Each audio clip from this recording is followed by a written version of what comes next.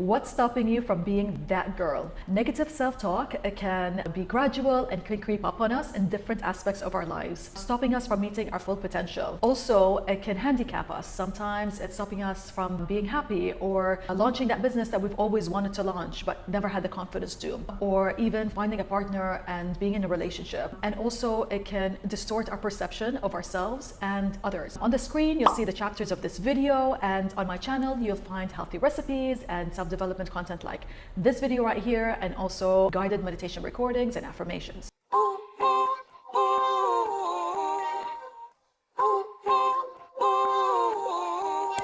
The first thing I want to talk about is understanding the subconscious mind. Research suggests the average person has 60,000 thoughts every single day, 95% of which are subconscious thoughts, and only 5% are conscious thoughts.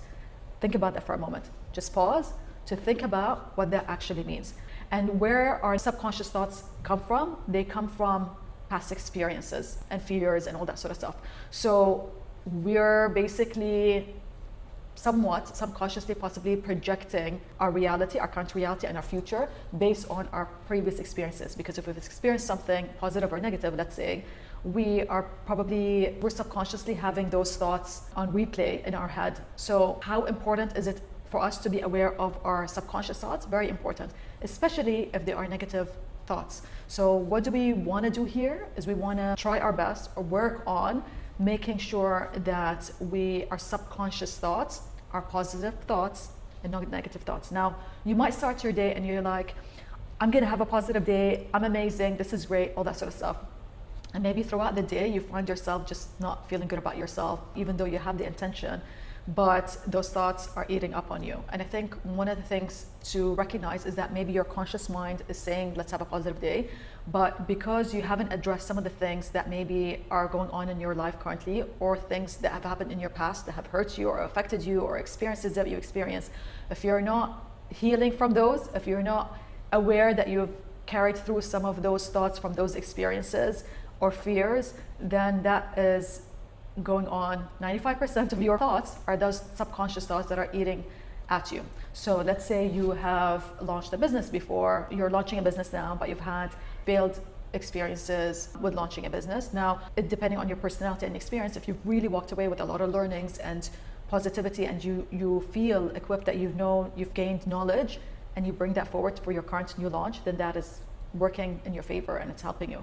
But if you've walked from those experiences being super disappointed in yourself, fearful that has happened, you're living in the emotions of failure, like you know how it feels, and you're just living in those emotions and reliving those, that's gonna come in your current life, and your future goals and aspirations gonna influence it. Let's be aware of the subconscious mind, and let's talk about ways that we can be aware of the subconscious mind and the thoughts that are coming with it, positive or negative. Obviously, we want more of the positive. And if there are certain things that we have that are negative, whether it's emotions or feelings or experiences, then we need to heal from those. We need to address them. We need to recognize them. We need to face them, and we need to release them. This is not about us not having any negative experiences. There's no such thing. But how can we take those experiences, grow from them, learn from them, apply them into our lives in a positive way?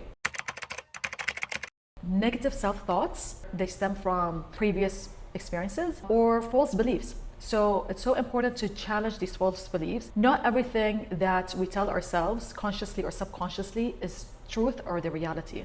So some people might be telling themselves that they're failures, that they can never commit to a workout, they're just not cut out to lose that weight, they're just incompetent. Like, there's so many really heavy thoughts and beliefs that are false, that are not true. Even if you have failed in something, even if you have failed in a previous relationship, even if you have failed in a business, even if you have failed in your studies, university studies, school studies, it does not mean that you are a failure. It also could mean many other things. It could mean that that specific topic or subject is not cut out for you. Just because certain things have happened in the past, it doesn't define you. Yes, of course, it is part of you, but it doesn't define who you are today as a person and where your future will look like. When you hear endless stories about people that have only succeeded at a later stage in their lives that have, for example, let's say in business, they have pursued different businesses in their life and which have failed, but then gone on to succeed in a business. If you fall into the trap of believing that I'm always a failure, I can never succeed in a business, it's not cut out for me, maybe I'm just not smart enough, maybe all this sort of stuff. If you're not aware of these negative self-talk, if you're not really proactively doing the inner work and working on your growth and your personal growth, then these things will mold and grow and grow and grow into really deeper false beliefs that are harder to dismantle. Now, of course, you can probably dismantle many things by yourself with reading, with doing the inner work, or getting professional help.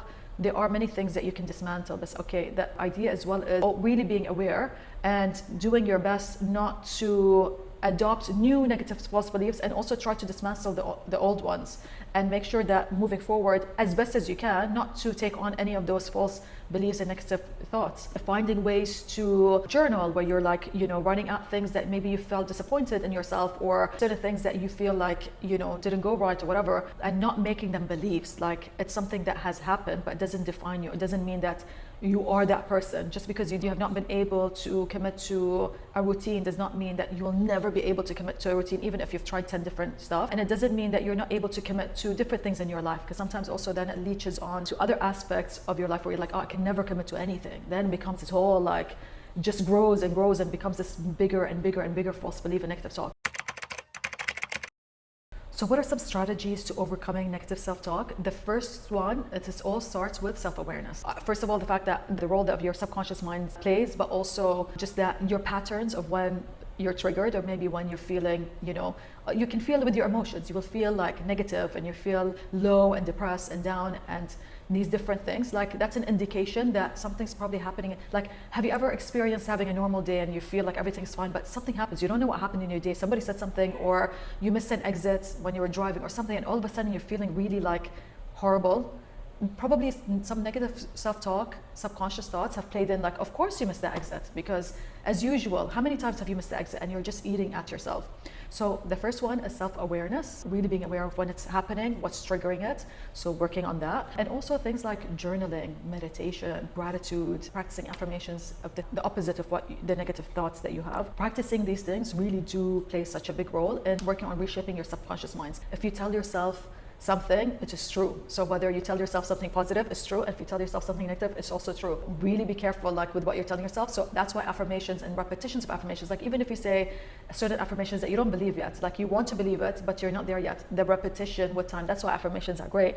And gratitude and journaling and meditation, so you can be more mindful and aware, that so you can be more present in the here and the now, versus being caught up with the past, thoughts of the past, or worried about the future. We're not perfect. Even when you're meditating, you're going to get probably negative thoughts.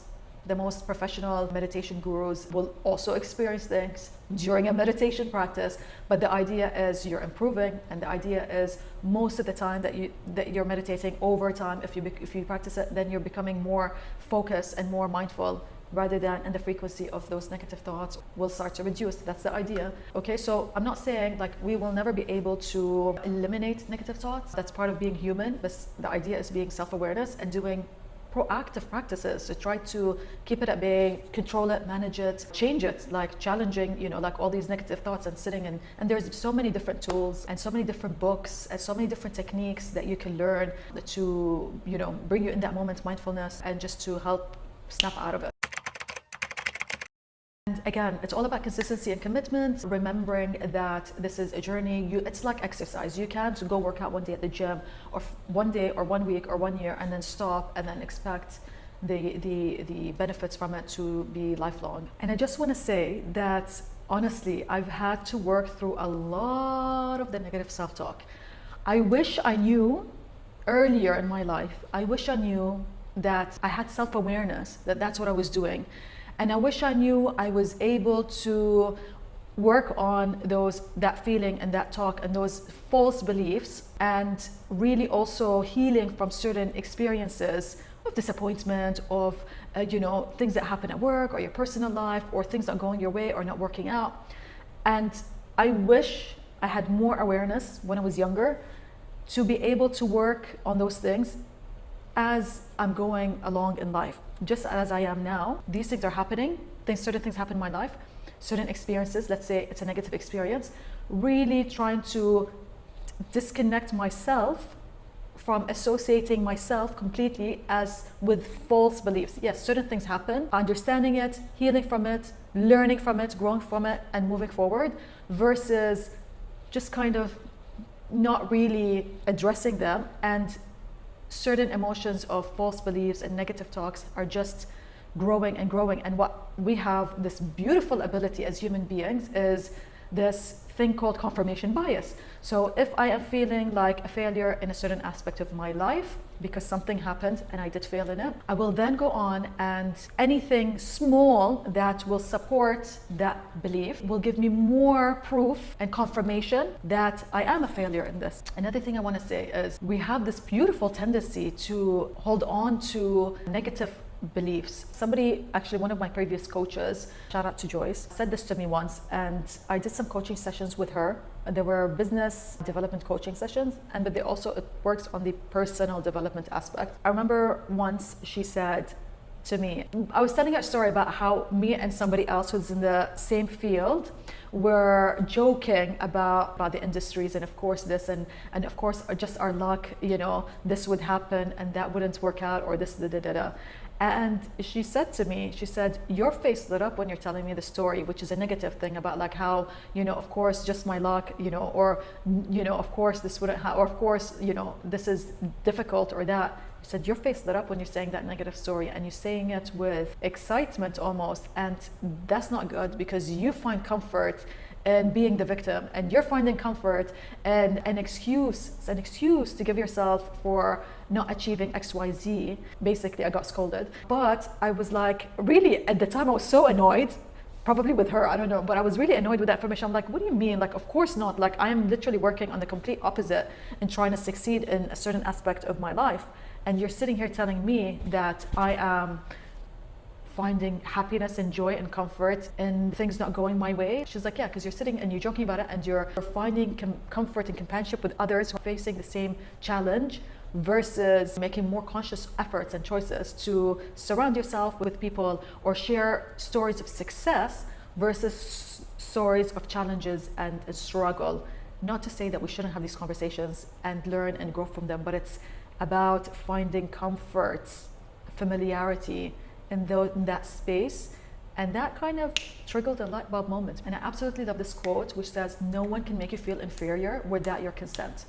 That is true. So without your consent, here, you have the power to give those negative thoughts power. Stop those negative self-talks, take your control back, take your power back, and you molding what you think of yourself and what you think of others in a more proactive, conscious way. And trust me, this is the root cause to many people being held back from reaching their full potential, personally or professionally. So do the work, and I promise you will start to see the benefits. Thank you for watching. If you like this video, subscribe to my channel for more self-help and self-development content like this video right here, healthy plant-based recipes, guided meditation and affirmation recordings, and so much more.